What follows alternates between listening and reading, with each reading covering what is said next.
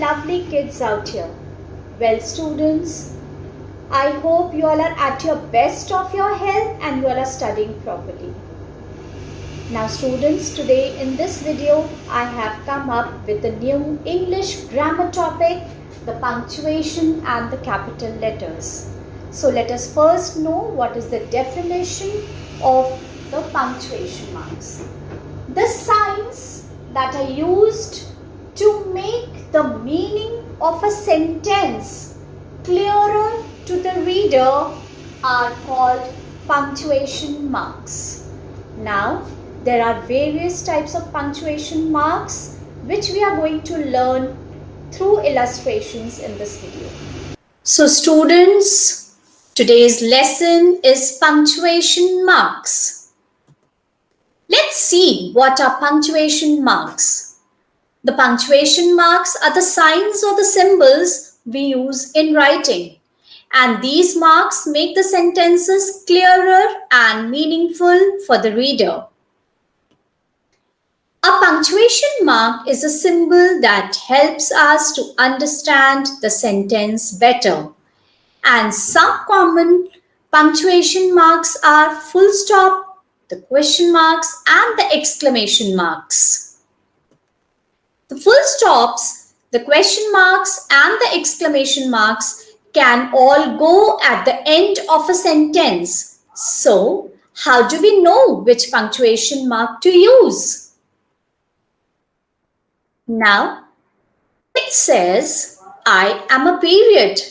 I look just like a dot.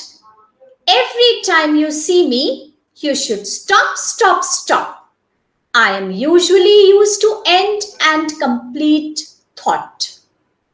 So what is it? Yes, so you guessed it right. It is the full stop. The full stop is used at the end of the sentences. Now, for example, Tom plays basketball and you can see that the red dot denotes the full stop. He gets up early in the morning. Even here, the sentence is ended with a red dot that is a full stop. They are sitting on the swings. Now here also you can see that there is a full stop at the end of the sentence. We are playing in the sandbox. So the sentence is ending with a full stop. Now, coming on to the next punctuation mark, the question mark. As you can see the sign of the question mark. I am a question mark. I always wonder about things. Every time you see me, your voice will go up high.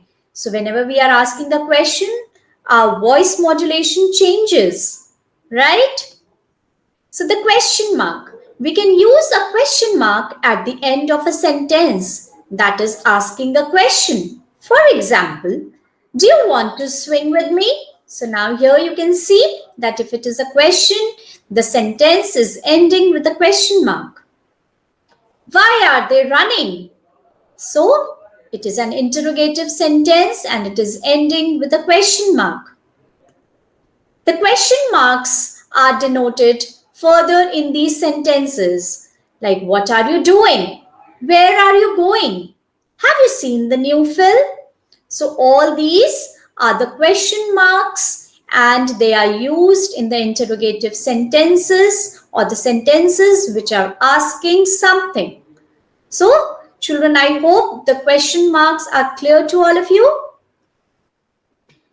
Now, next. I am an exclamation mark. I am full of strong feelings like anger, fear, happiness, etc. And every time you see me, you should widen up your eyes. So that is the exclamation mark. Yes, this is the exclamation mark. You can see the sign of the exclamation mark. We use exclamation mark after a word or group of words showing strong feelings such as surprise, anger, shock, or even while giving a command. Now, for example, I learned how to do a cartwheel. So now here we can feel the excitement of the boy who is saying that I have learned how to do a cartwheel.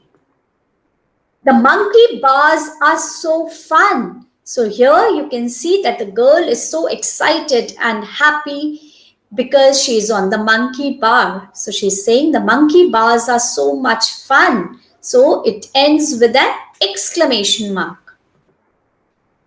Now more examples are, wow, it's very fast. So now the car is very fast. So it is said, wow, it's very fast.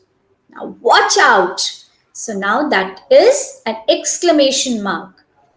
What a beautiful day. The sentence is also ending with an exclamation mark.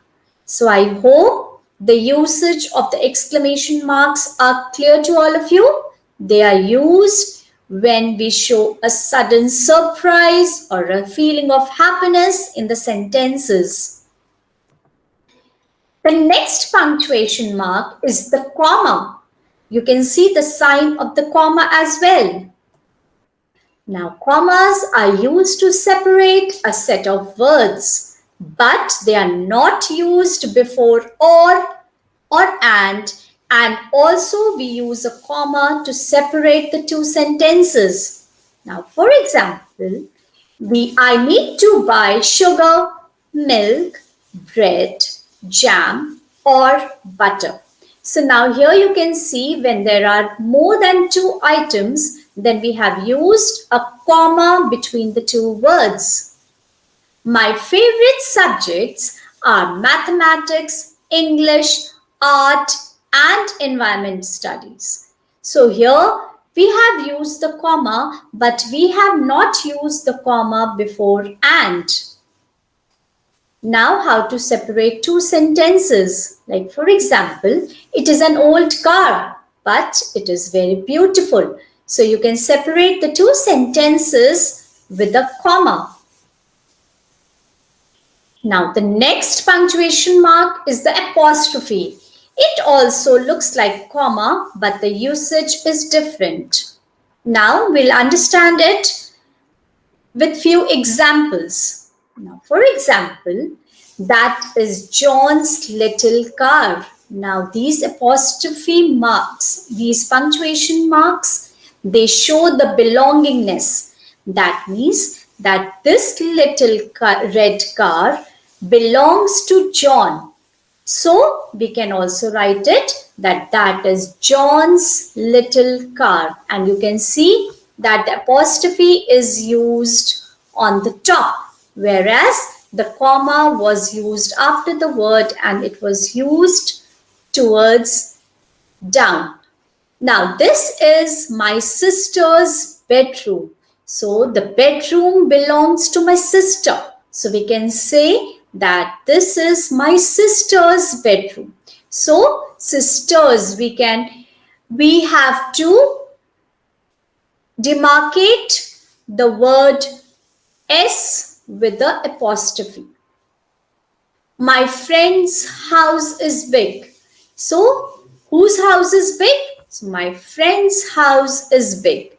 So not friends. If we use friends, it will denote that there are many friends. But if we use an apostrophe, we say that the particular friend's house is big.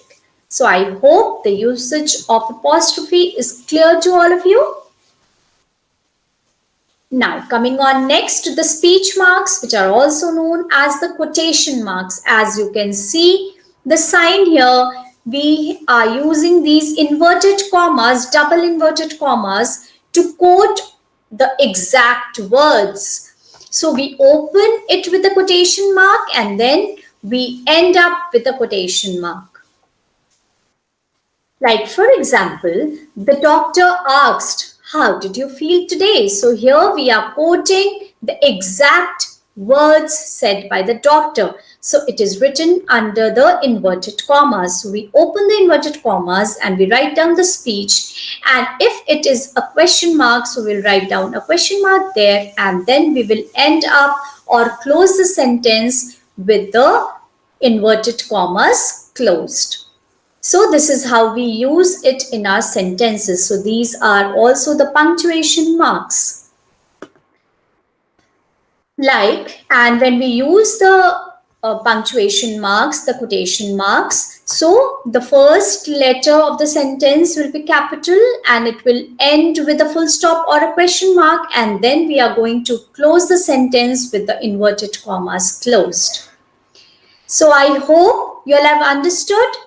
So now, how many punctuation marks did we learn today?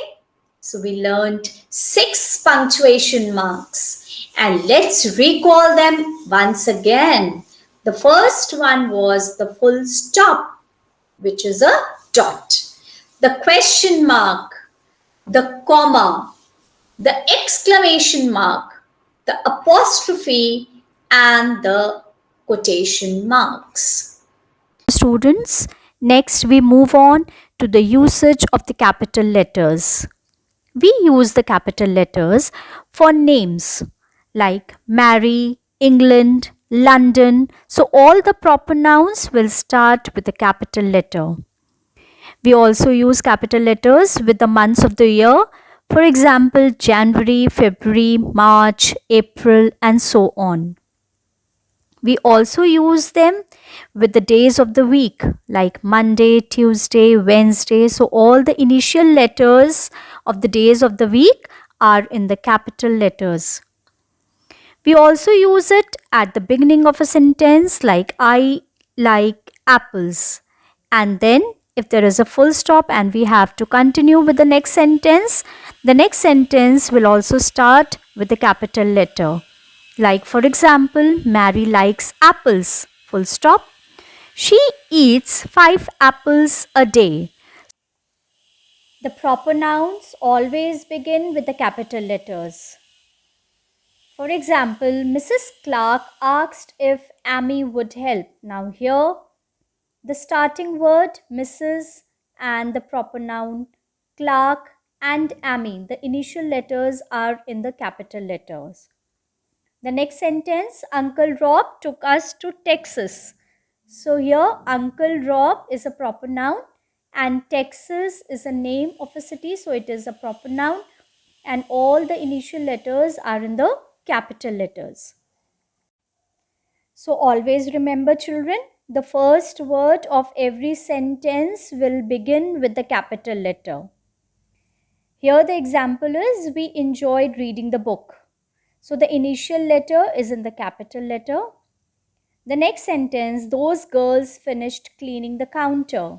So here T is the initial letter and it begins with a capital letter, students. Students, you also have to keep it in mind that the pronoun I is always capitalized. For example, my aunt and I picked up the papers. So now here in this sentence, the pronoun I is highlighted and is written in the capital letter because the pronoun I will always be written in the capital letter. So I hope children you will have understood the topic very well, and if yes, then you'll be able to do the exercises that are given in your workbook very nicely. So wish you all the best and keep learning and keep studying properly. Thank you so much, students.